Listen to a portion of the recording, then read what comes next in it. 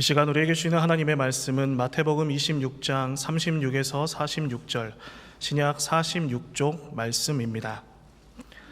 이에 예수께서 제자들과 함께 겟세마네를 하는 곳에 이르러 제자들에게 이르시되 내가 저기 가서 기도할 동안에 너희는 여기 앉아 있으라 하시고 베드로와 세베대의 두 아들을 데리고 가실새 고민하고 슬퍼하사 이에 말씀하시되 내 마음이 매우 고민하여 죽게 되었으니 너희는 여기 머물러 나와 함께 깨어 있으라 하시고 조금 나아가서 얼굴을 땅에 대시고 엎드려 기도하여 이르시되 내 아버지여, 만일 할만하시거든 이 잔을 내게서 지나가게 하옵소서. 그러나 나의 원대로 마시옵고 아버지의 원대로 하옵소서 하시고 제자들에게 오사 그 자는 것을 보시고 베드로에게 말씀하시되 너희가 나와 함께 한 시간도 이렇게 깨어 있을 수 없더냐. 시험에 들지 않게 깨어 기도하라. 마음이는 원이로되 육신이 약하도다 하시고 다시 두 번째 나아가 기도하여 이르시되 내 아버지여, 만일 내가 마시지 않고는 이 잔이 내게서 지나갈 수 없거든 아버지의 원대로 되기를 원하나이다 하시고 다시 오사 보신즉 그들이 자니 이는 그들의 눈이 피곤함일러라. 또 그들을 두시고 나아가 세 번째 같은 말씀으로 기도하신 후 이에 제자들에게 오사 이르시되 이제는 자고 쉬라. 보라, 때가 가까이 왔으니 인자가 죄인의 손에 팔리느니라. 일어나라, 함께 가자. 보라, 나를 파는 자가 가까이 왔느니라. 아멘. 예수님께서 3년간의 공생애를 마치며 십자가를 지시기 위해 예루살렘에 입성하신 날을 우리는 종려주일이라고 부릅니다. 이때 사람들은 종려나무 가지를 흔들며 호산나 외치며 예수님을 환영했습니다. 그리고 예수님께서는 이 한 주간 의미 있는 사건들, 의미 있는 이야기들, 그것들을 많이 나누셨습니다. 그리고 금요일 십자가에 달리십니다. 오늘 우리가 보고자 하는 내용은 그중 목요일에 있었던 일입니다. 주님은 감람산 안에 있는 기름을 짜는 장소인 겟세마네 동산에 가서서 기도하셨습니다. 주님은 3명의 제자들과 함께 가셨습니다. 그리고 시간적으로 본다면 목요일 한밤중에서부터 금요일 새벽 2시경 정도가 될 것 같습니다. 그 시간에 예수님은 그야말로 겟세마네라는 이름의 뜻처럼 기름을 짜듯 간절히 기도하셨습니다. 3번씩이나 동일한 내용의 기도를 하시면서 자신의 깊은 고뇌와 하나님께 대한 순종을 스스로 확인하고 다짐하셨습니다. 고난주간을 앞둔 오늘 주일 아침, 저는 겟세마네 기도로 불리는 이 예수님의 기도를 통해 우리가 본받아야 할 기도에 대한 그런 생각들, 가르침들 한번 더듬어 보며 우리 각자에게 이 고난주간의 한 주간이 기도의 의미가 새겨지는 그런 날 삼고 싶습니다. 먼저는 예수님께서는 마음이 어렵고 고민될 때 기도하셨다라는 점입니다. 우리가 인생을 살면서 어려울 때가 있습니다. 물론 형통할 때도 있지만 고민될 때가 더 많습니다. 아마 예수님께서 가장 곤고하셨을 때는 십자가를 지시기 전인 바로 오늘 본문의 상황이었을 것 같습니다. 왜냐하면 주님께서 제자들에게 자신의 심정을 말씀하신 건 보면 예수님의 그 고민의 정도가, 그 상태가 느껴지기 때문에 그렇습니다. 38절 상반절에 이에 말씀하시되 내 마음이 매우 고민하여 죽게 되었으니 라고 예수님은 말씀하셨습니다. 즉 제자들에게 처음 정말 고민하여 죽게 되었다라는 이런 표현을 하실 만큼 마음이 어렵고 고민되어 죽을 지경인 그런 때입니다. 그런데 이때 예수님의 선택은 기도였습니다. 왜냐하면 기도 외에는 이 어려움을, 이 십자가를 감당할 수 없었기 때문입니다. 오늘 36절을 보면 이에 예수께서 제자들과 함께 겟세마네라는 곳에 이르러 제자들에게 이르시되 내가 저기 가서 기도할 동안에 너희는 여기 앉아 있으라 하시고 라고 기록합니다.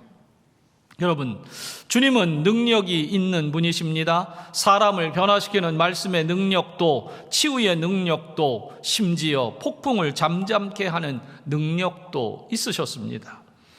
어떻게 그런 것들이 가능했을까? 물론 하나님의 아들이기 때문에 가능합니다. 그러나 주목해야 할 것은 하나님의 아들이신 예수님께서, 그 능력 많은 예수님께서 매 순간 기도하셨다라는 점, 이 부분을 우리는 놓치면 안 됩니다. 예수님의 기도는 우리에게 본이 되는 기도라고 할 수 있습니다. 즉 우리에게 기도의 중요함과 기도의 위대함과 기도의 유일함을 알려주고 있는 겁니다. 주님은 새벽에 기도하셨고 밤에 기도하셨으며 일하기 전에도 기도하셨고 일하면서도 기도하셨습니다. 그렇게 매사에 기도하셨습니다. 주님께서 왜 그렇게 기도로 그 모든 삶을 사셨을까? 저는 한 가지 생각합니다. 여러 이유가 있겠지만 한 가지, 그것은 성령의 능력으로 살아가는 그 방법이 기도였기 때문에 그렇습니다. 하나님을 더 친밀하게 느끼는 그 체험이 바로 기도를 통해서 가능했기 때문입니다. 유태영 박사의 책 기도 인생에는 기도와 관련된 본인의 체험 하나를 이렇게 적어놓고 있습니다. 그날도 나는 변함없이 새벽 기도를 드리고 있었다. 매서운 겨울이지만 가난하여 솜도 넣지 않은 바지 저고리를 입고 있었다. 아무리 몸을 구부려 열을 모아보려고 해도 도무지 추위가 가시지 않는다. 그런데 어느 순간 온몸이 따뜻해졌다. 이게 뭐지? 누가 나한테 담요를 덮어준 건가? 나는 너무 궁금해서 기도 중에 눈을 뜨고 싶었다. 그러나 기도하러 와서 한눈 팔면 안 된다는 생각에 기도하는 일에 집중했다. 기도를 마치고 눈을 떴다. 그런데 아무리 살펴보아도 담요가 보이지 않는다. 예배당 안에는 담요는커녕 천 조각 하나 없었다. 이게 성령의 임재인가? 성령님께서 나를 꼭 안아주신 거였구나. 성령님은 주위 속에서도 간절한 마음으로 기도하던 나에게 그날 오셔서 나를 따스하게 감싸주셨던 것이다. 하나님은 저 멀리 하늘에만 계시는 분이 아니라 내 곁에 오셔서 나를 감싸시며 나의 기도에 응답하시는 하나님이심을 다시 체험하게 되었다. 여러분, 물론 말씀을 듣고도 하나님을 체험하고, 그리고 때로는 성도들과 함께 교제하면서도 하나님을 체험합니다. 그러나 우리가 날마다 주님을 체험할 수 있는 가장 좋은 방법은, 그 자리는 바로 기도의 자리입니다. 기도할 때 그 멀리 계신 하나님이 내게 얼마나 친밀하고 가까운지, 그리고 내게 얼마나 능력으로 함께 하시는지를 우리는 기도를 통해 체험하게 되는 겁니다.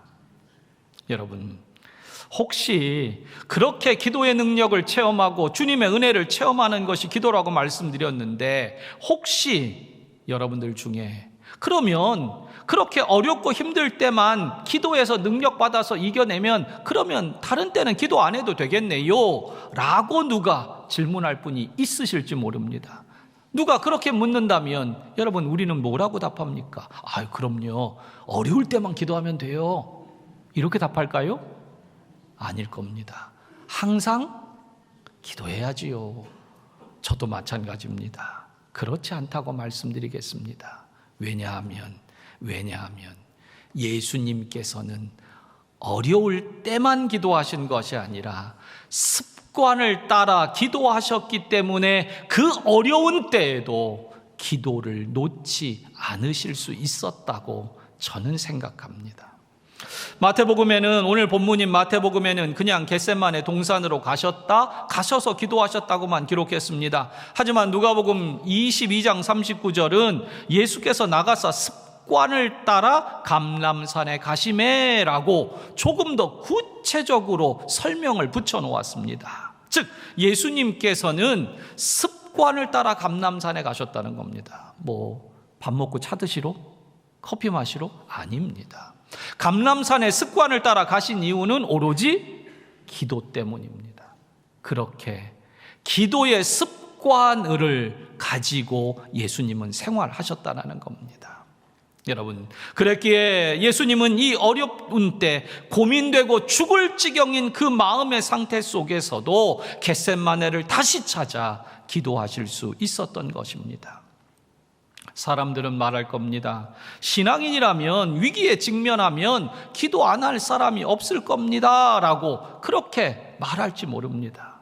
그러나 실제로는 여러분, 어려움과 고민되는 상황 속에 기도가 잘 되지 않습니다. 기도해야지라고 생각은 하는데 마음이 불안하고, 그리고 왜 이렇게 분주한 일들은 또 그때 많이들 생깁니까? 그래서 기도해야지 하는 생각뿐이지 실제로 기도에 집중이 안 됩니다. 하지만 평소에 기도하던 사람은 위기의 때에도, 고민되는 때에도, 마음이 수없이 산란한 때에도, 삶이 요동치는 그런 불안한 순간에도 기도할 수 있습니다. 왜냐? 기도가 습관화되어 있기 때문에 마음과 상황이 어려운 때에도 다시금 기도의 자리에 엎드릴 힘을 갖게 되는 겁니다. 사람들은 좋은 습관을 갖는 것이 참 중요하다고들 말합니다. 크리스찬인 파스칼은 습관은 제2의 천성으로 제1의 천성을 파괴할 수 있다라고까지 말했습니다. 즉, 나는 원래 게을러요, 나는 원래 느려요 했던 사람조차도 습관을 들이면 그 제1의 천성도 바꿀 수 있을 만큼 후천적인 습관을 들이는 게 중요하다는 얘기입니다. 하물며 그리스도인에게 있어서 기도의 습관은 얼마나 귀하고 귀한지 모릅니다. 여러분, 기도의 습관은 기도의 근육을 키워 위기의 순간에, 고민되는 순간에, 우리의 삶이 요동치는 그 순간에도 기도할 수 있는 힘을 발휘해 줍니다. 저는 그것이 우리 송현교회의 저력이라고 저는 생각합니다. 어젯밤에도 설교를 준비하고 한 11시 반이나 그쯤 됐을 것 같아요. 이제 집으로 귀가를 하는데 기도 소리가 로비에 크게 들리더라고요. 누군가 그 기도의 자리에서 하나님을 그 시간에도 부르고 계신 거죠. 아마 고된 하루 일과를 보냈을 텐데도 그 시간 나와 기도하는 이유는 분명히 있을 겁니다. 여러분, 기도하는 교회 우리 교회입니다. 그리고 기도해야 될 책임과 사명이 우리에게 있습니다. 그런데요, 성경에 보면 이렇게 귀한 영적인 습관을 가진 예수님과 성도들이 있는 것 같기만 하지만 또한 성경에 보면 망하는 습관을 가진 사람들도 있던 것 같습니다. 히브리서 10장 25절에 보면 모이기를 패하는 어떤 사람들의 습관과 같이 하지 말고 오직 권하여 그 날이 가까움을 볼수록 더욱 그리하자라고 말합니다. 히브리서 기자는 어떤 사람들이 습관이 있다는 겁니다. 그런데 어떤 습관이냐? 모이기를 패하자라는 습관이라는 겁니다. 그래서 성도들이 모이자고 하면 야, 뭐하러 모이냐? 바쁜데 뭐하러 모이냐? 피곤한데 뭐하러 모이냐? 라고 말한다는 겁니다. 여러분, 오늘 새벽의 기도가 때론 우리 가운데 부담스러울 수 있습니다. 그런데 오늘도 우리는 그 기도의 자리에서부터 주님을 향해 시작해야 합니다. 오늘 성경은 분명히 히브리서 기자는 우리에게 말합니다. 그런 사람들의 습관과 같이 하지 말자. 그래서 오직 서로 권해주자, 권면하자, 좋은 일이니까 서로를 좀 이끌어주자라고 말합니다. 오늘 저는 제 설교는요, 광고가 중간에 들어가는 설교입니다. 다른 때는 아닌데 오늘은 광고를 하나 제가 중간에 삽입을 합니다. 여러분, 내일부터 고난주간 특별 새벽 기도회를 엽니다. 월요일부터 금요일까지 새벽 5시 5일 동안 5시 500원이 아니고요. 여러분, 이 새벽 기도가 어려운 거 압니다. 그래서 교회에서는 특별이라는 단어를 붙여놨어요. 그러니까 다른 때 못했더라도 어떻게? 이번에는 해보자는 겁니다. 해보자는 거예요. 특별. 여러분에게 말씀을 따라 권합니다. 특별히니까 이 한 주간 나오고 그 다음 주에 빠지셔도 아무도 뭐라고 안 할 테니까. 여러분, 오늘도 우리가 기도해야 될, 특별히 새벽에 나와 기도해야 될 이유는 얼마든지 많은지 모릅니다. 여러분, 혹시 헬조선이라는 표현을 들어보셨을 겁니다. 2010년도부터 인터넷에서 퍼진 단어인데 아예 현재는 시사 용어 사전에 올라가 있는 정도까지 알려진, 정의가 된 그런 용어입니다. 지옥이란 영어 헬에다가 한국의 옛 명칭인 조선을 붙여서 지옥 같은 한국 사회를 뜻하는 그런 말입니다. 저는 부정적인 용어 개념이라 저도 좀 사용하지는 않습니다. 하지만 이 헬조선이라는 이 단어를 만들어 사용한 그 사람들, 오늘 이 시대의 사람들의 극단적인 절망감이 느껴지기에 이 단어를 대하며 안타까울 뿐입니다.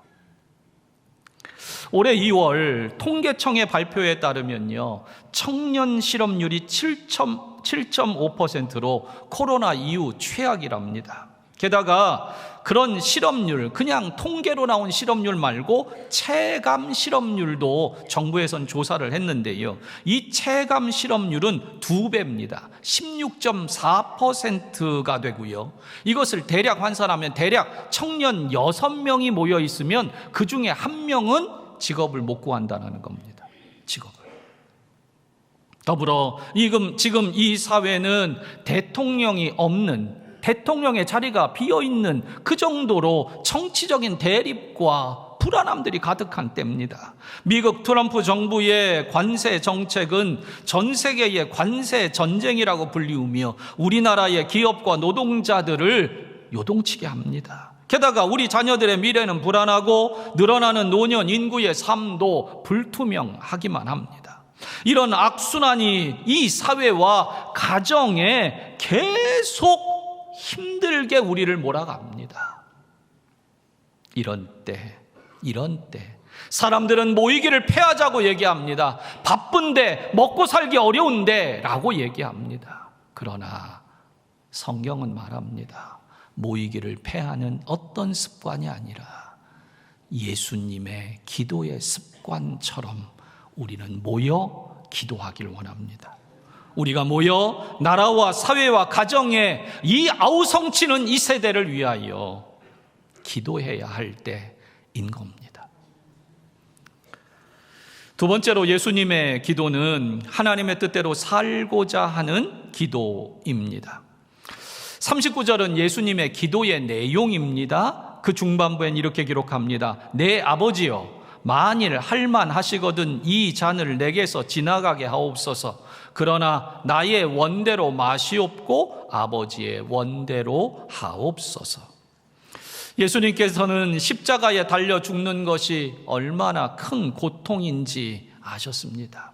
그것은 경험적으로 아는 것이 아니라 한 번도 경험해보지 않고, 아니 경험하실 수 없는 분이 그것을 경험해야 되기 때문에 이것은 너무도 큰 고통이라는 걸 아는 겁니다.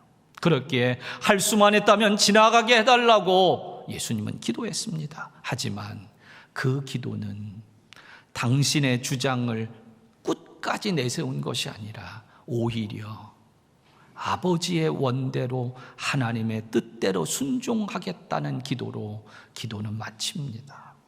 여러분, 기도가 무엇입니까? 물론 여러 가지 정의를 다룰 수 있을 겁니다. 하지만 오늘 본문에 비추어 생각한다면 기도는 하나님의 뜻을 알고 그 뜻에 순종하는 것, 이것이 기도입니다.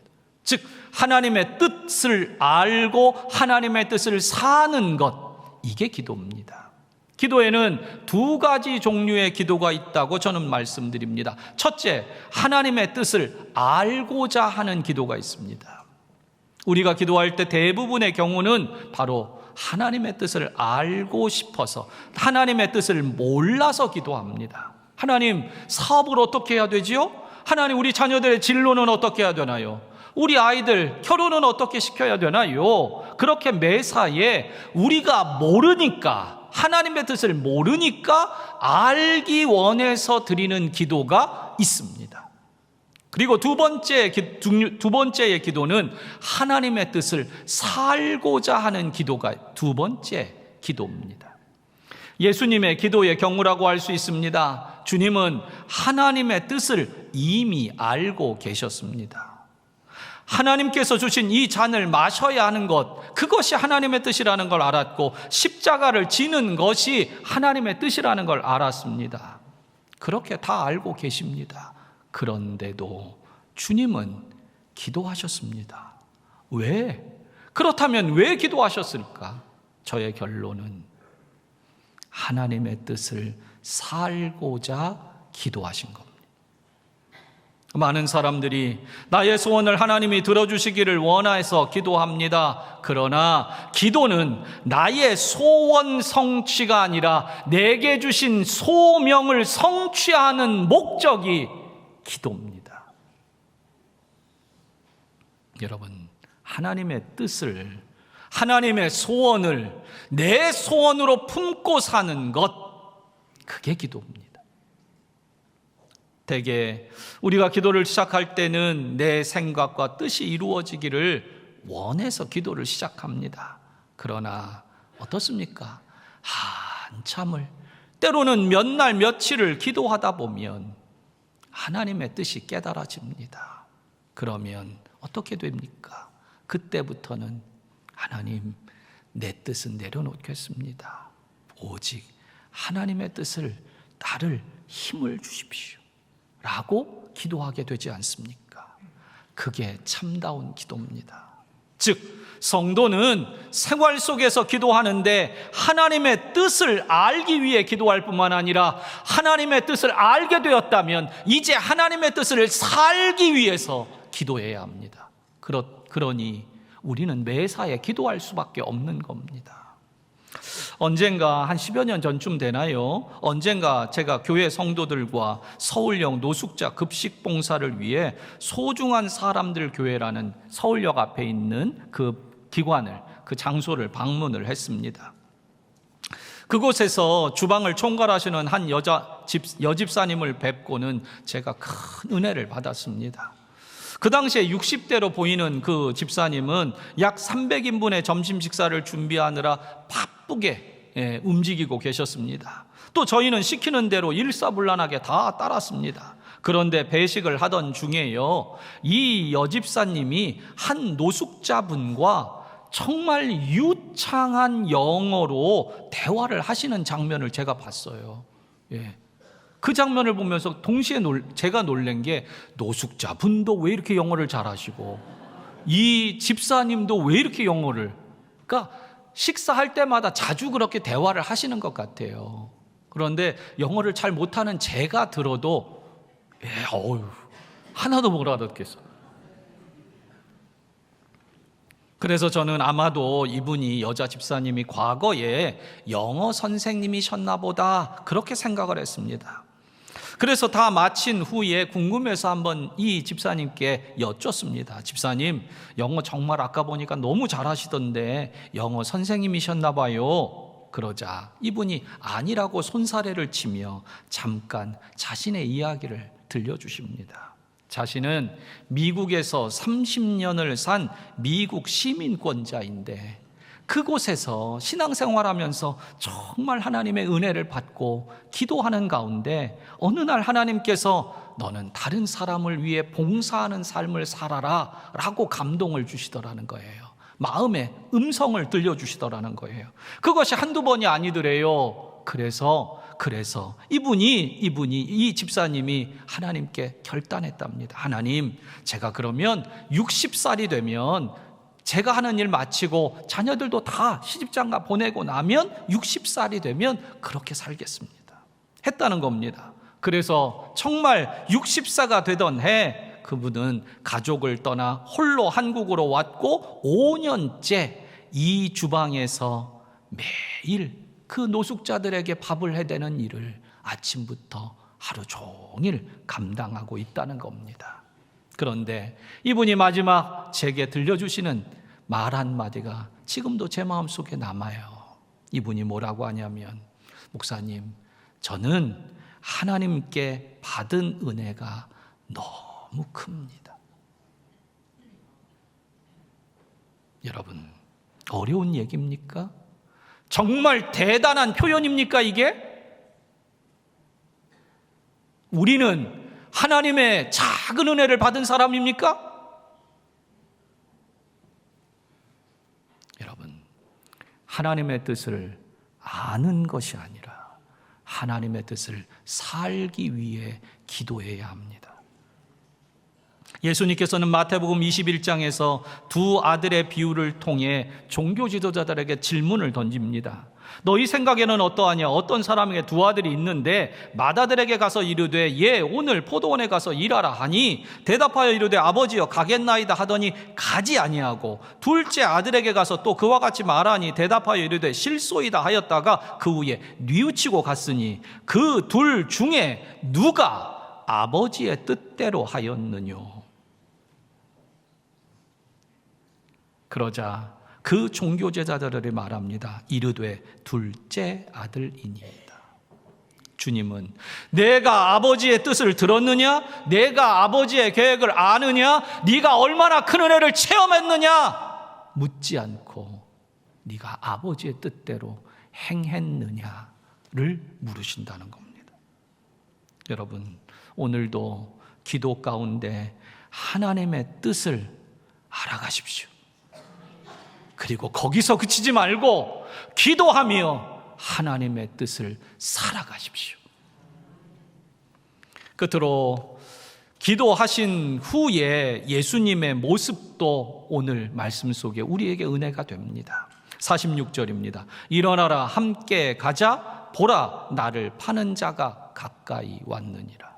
주석에 보니까 이 부분을 주석하면서 이런 표현을 해놨어요. 예수님은 지금 이 죽음을 당하는 것이 아니라 당당히 그 죽음을 향해 가고 계신 거다. 자발적으로 가고 계신 거다. 저는 당당하게라는 그 표현이 너무도 마음에 들었습니다. 그렇습니다. 어떻게 예수님은 그렇게 자신을 잡으러 오는 자들을 향해 당당하게 가실 수 있습니까? 기도하셨기 때문입니다. 또 그 후에 빌라도의 재판 아닌 재판이 이어지는데도 예수님은 그 수많은 조롱과 멸시 속에서도 어떻게 참아내십니까? 어떻게 그게 가능했습니까? 기도하셨기 때문입니다. 심지어 십자가에 달리시는 그 자리에 당신을 쫓았던 3년이나 따라다니고 목을 메었던 그 제자들 하나도 없습니다. 그런데도 주님은 그들을 원망하거나 탓하지 않으십니다. 어떻게 그럴 수 있습니까? 기도하셨기 때문입니다. 사랑하는 성도 여러분, 우리는 그러므로 기도할 수밖에 없습니다. 말씀을 맺겠습니다. 한국교회의 큰 귀감이셨던 영등포 교회에 담임하셨던 고 방지일 목사님이 계십니다. 1911년 평안도에서 태어나 평양신학교를 졸업하시고 목회자로 평생을 사셨습니다. 그러다 2014년 103세로 하나님의 부름을 받으셨습니다. 이 방 목사님은요, 목회하는 데 있어서 한 가지 표제를 가지고 있었습니다. 그것은 눈물의 목회, 눈물의 신학이라는 그러한 표제였어요. 이 눈물의 신학은 그분의 책 제목이기도 한 시편 56편 8절에 나의 눈물을 주의 병에 담으소서라는 말씀에 근거를 둡니다. 그래서 이분은 이 시편 56편 8절 이 한 절을 가지고 목회의 중요한 핵심 3가지를 꼽았어요. 자신을 위해서, 또 이웃을 위해서, 하나님을 위해서. 이분은 그 3가지 눈물이 있는데 그것을 주님은 당신의 병에 담으신다. 성도가 흘리는 3가지 눈물을 그 병에 담으신다라고 설명하며 3가지 눈물을 이렇게 말합니다. 첫째, 성령의 힘으로 죄를 인식하고 참회할 때 나오는 회개의 눈물. 둘째, 하나님의 은혜라는 극치에 도달했을 때 나오는 감사의 눈물. 그렇게 셋째, 지옥의 비탈길을 달리는 불쌍한 영혼들을 위해 흘리는 사랑의 눈물. 그렇게 눈물의 신학, 눈물의 기도를 강조하셨던 이 박 목사님께서요, 100살을 넘긴 어느 날 한 기독교 신문과 생전에 거의 마지막이 되는 인터뷰를 했습니다. 그리고 그 인터뷰 기사가 신문에 났어요. 기독공보라는 그 기독교 신문에 났는데 거기에 다음과 같이 힘주어 말씀을 하나 남기셨습니다. 이분이 평안도 분이시잖아요. 그래서 평안도 사투리를 그 신문 기사는 그대로 적었더라고요. 이렇게 적혀 있습니다. 오래 사는 거이 뭐이 중요해. 하나님 뜻대로 사는 거이 중요하디. 여러분은 하나님의 뜻대로 살고 계십니까?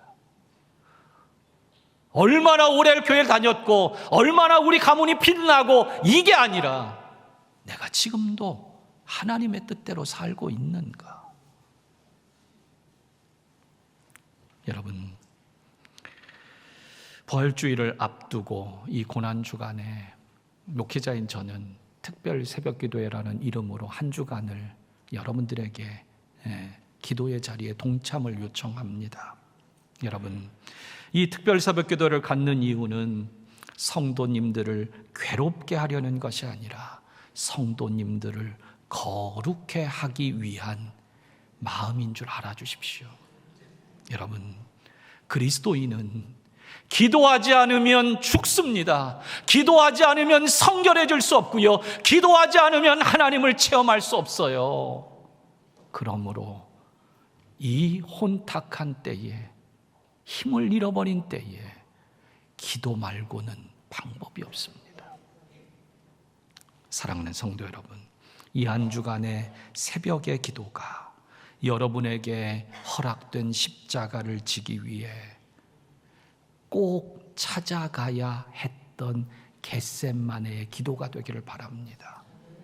그렇게 주님께서 주시는 마음으로 사는 여러분 되십시오. 오늘 이 시간에는 우리가 함께 소리내어 기도하고 싶습니다. 30초, 40초 정도만이지만 이 시간 우리 한 목소리로 하나님, 내가 기도하며 살겠습니다. 기도하며 살겠습니다 라고 결단하며 이 시간 함께 소리내어 기도하겠습니다.